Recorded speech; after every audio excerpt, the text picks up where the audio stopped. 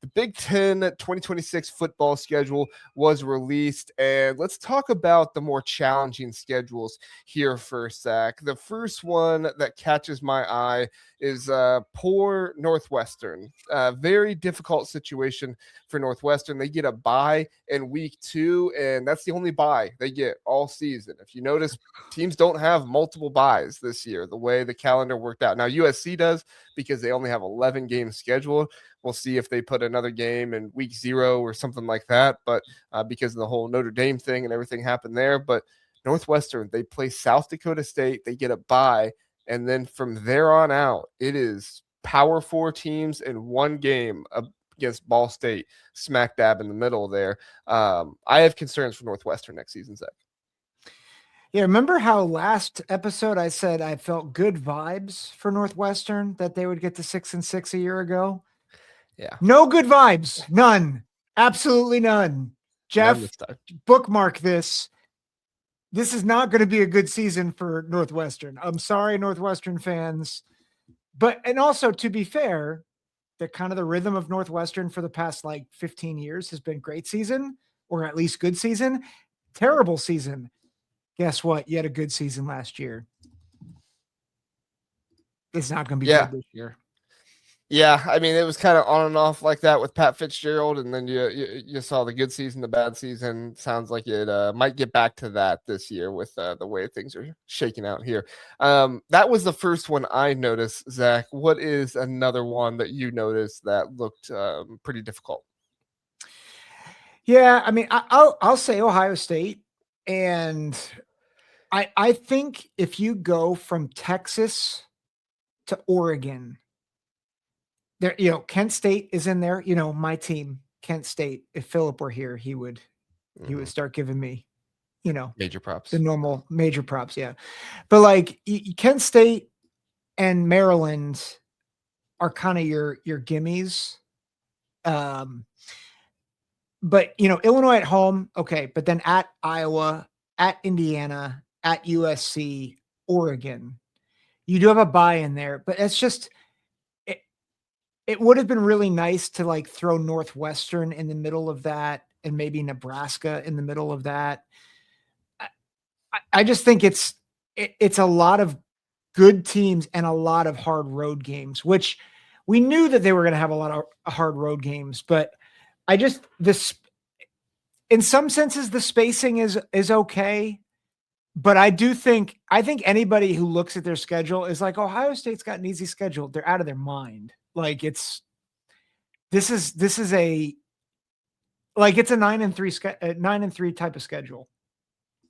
Yeah, much more difficult than last season. Last season, we kind of talked about how there were a few little things here and there. This is just big game after big game. You're going to get Illinois to start the year, and Illinois is not going to be what they were last season, but still a respectable Big Ten team with Brett Bielema at the helm there. You get at Iowa, and if you look at the schedule, I mean, at Iowa is probably not even a top 5 hardest game for you. I mean, I don't mean that in disrespect, Iowa fans. It's just, you got at Texas, at Indiana, Oregon, Michigan, at USC. I guess, you could kind of talk about which one's more difficult there, at USC or at Iowa. Both have a lot of travel involved. But yeah, for the Buckeyes next season, they're really going to need, the whole slow ball football type of thing. And nope. Turn it on at the end of the season. That's not going to happen this year. You better turn it on by week 2 because the Buckeyes are going to have a handful this season. They're going to need to go air raid. I mean, at least as air raid as you can get with 3 tight ends on the field and Jeremiah Smith. I will say this too. I said from Texas to Oregon. I think really from Iowa to Oregon is what really concerns me. People will say you have the bye between at Indiana and at USC, but Ohio State's never been great after a bye. They're not terrible, but they've never been they're never clicking on all cylinders after a bye. To me, the best thing about it is the bye with the travel, right? Not so much because of the performance, but because of the travel. And that's fair. But then to go at USC and then to have to return home against Oregon, I think that, to me, there's at least one loss there. Yeah. Either on the road or at home. I just automatic loss somewhere there.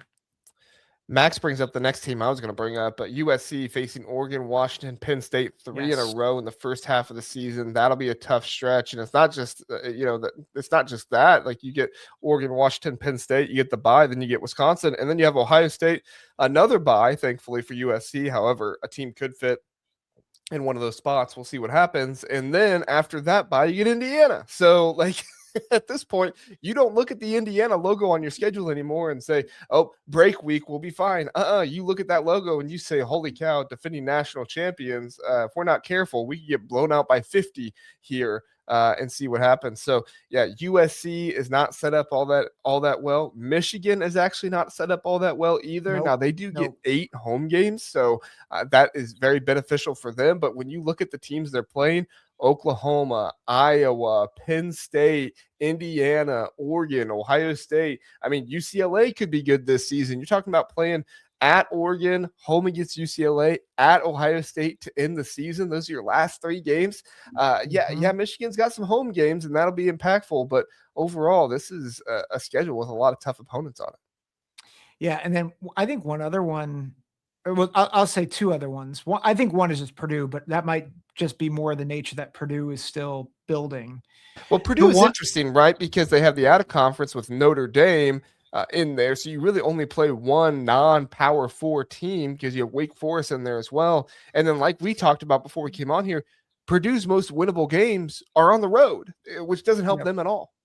Yeah. So yeah, I think Purdue is in a tough, it's not as bad as 2 years ago, but that's not saying much. Right.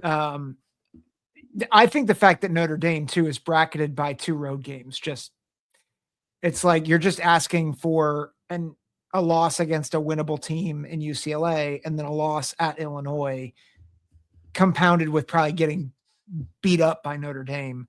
The other one that I don't know if it's like the worst, but it's one of those where it could get away from them early and kind of reverberate throughout the season is Iowa.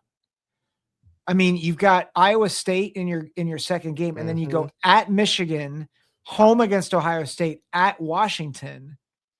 I'm not predicting this. Could you imagine though? Like Iowa could go 2-4 in their first 6 games. Yeah, they could go 2-4 and finish the season 8-4, right? Yeah. I mean, yeah, like the last 6 are all winnable, and I would argue they'd be favored in every game. But here's the problem is like if you go 2-4, what's the locker room like at that point?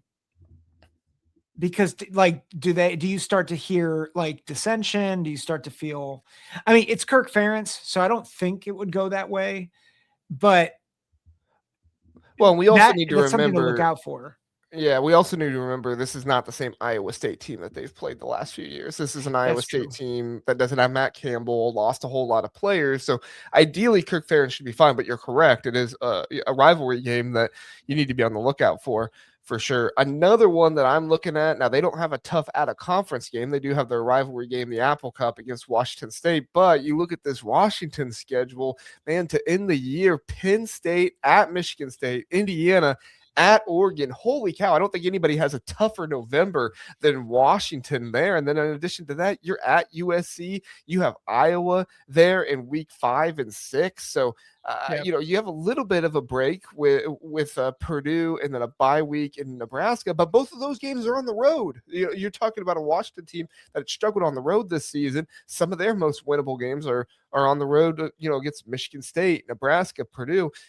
Really, Washington wasn't done a whole lot of favors in the schedule here either. This is just an aside. We're starting to sound like some of those SEC homers, and like every schedule is really hard. But here's the thing, back then the SEC schedules were a little harder. Guess what? The Big Ten schedules are actually really hard now. They are, and we're going to talk about some of the more favorable ones. I'm not going to say they're easy ones because one of the ones that I think is more favorable is still probably going to have like 3 or 4 ranked teams on it. But some of the more favorable ones we'll talk about here in a minute. Ryan Willie, Evil Badger, pointed one out. We'll talk about for sure. But when you look at schedules here that are challenging, I think you're going at least 6, 7, 8 deep, maybe even half of the conference at this point. I think of the top teams in the conference, the team that probably did the best at top teams of the conference last season, I'm saying, not projecting top teams of the conference last season, it's probably Oregon, right? You're going on the road to Oklahoma State. We'll see what happens there, but it might take them a little bit of time with new coach and everything going in there. Yeah, you do have to go at USC, and you have Ohio State and Michigan on there, but you also get Michigan at home. Yes, you're going to Ohio State, but if you're looking at a schedule here that does have some favorability to it, but it's still rather strong, you're probably looking at Oregon as being maybe the least strong or the least challenging of all the top contenders last season, but not favorable by any means. There's still tough games on there. Yeah. I mean, I might push back and say that, I think Oregon's there. I do think Indiana is also very favorable. Like, you do have the Ohio State, Michigan combo, and that's tough. But I mean, I think there's a real argument to be made that they can sleepwalk to 6-0.